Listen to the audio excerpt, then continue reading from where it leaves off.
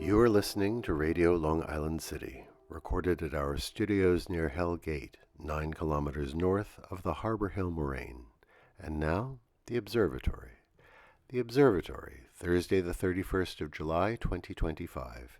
It is 41 days after the summer solstice. It is 53 days before the fall equinox. By the French Republican calendar, it is the 13th day of Thermidor, the day of the abricot, the apricot. The sun rises today at 5:52 a.m. Solar noon takes place today at 1:02 p.m.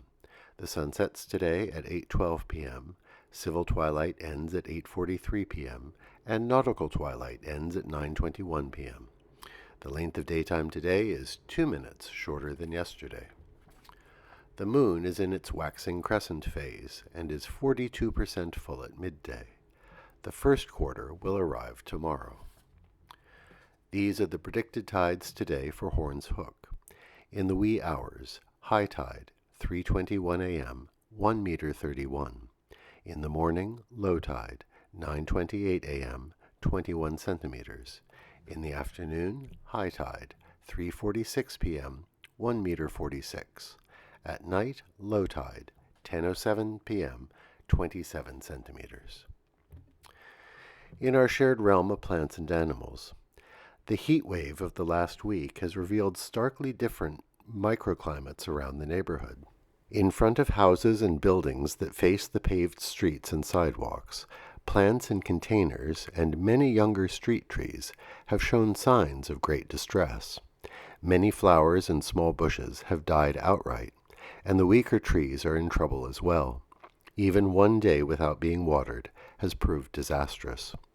By contrast, in backyards with plentiful trees, understory plants, and open, unpaved soil, not only are the ambient temperatures lower, but moisture retention has been much better. We've seen a demonstration in real time of how resilient actual communities of plants can be in times of stress, and the destructive effect of overpaving and the lack of shade trees. Commemorations. This is probably part myth, but it's a good story. On this day in 1703, the author of Robinson Crusoe, Daniel Defoe, was placed in a pillory for the crime of seditious libel. His crime had been the publication of a pamphlet satirizing the established Church of England and advocating for greater religious liberty. Although he published the pamphlet anonymously, his authorship was revealed, and he was tried and convicted at the Old Bailey in London. The first part of his sentence was to spend 3 days exposed outdoors in a public pillory. And here is where the story may play loose with history. The crowds that came to gawk at him had sympathy for his cause. Instead of throwing the accustomed rotten fruit and excrement at Defoe, they pelted him with flowers. On this day in 1948, Idlewild Field was dedicated as New York International Airport. It would later be renamed John F. Kennedy International Airport. President Harry Truman presided over the ceremony. Interestingly, it was an election year, and his Republican rival, New York Governor Thomas E. Dewey, was also present.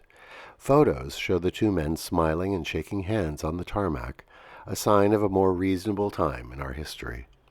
Truman would, of course, defeat Dewey in the general election. As for JFK, the airport would see the dawn of the jet age and the rise of mass air travel, and it would grow to massive proportions.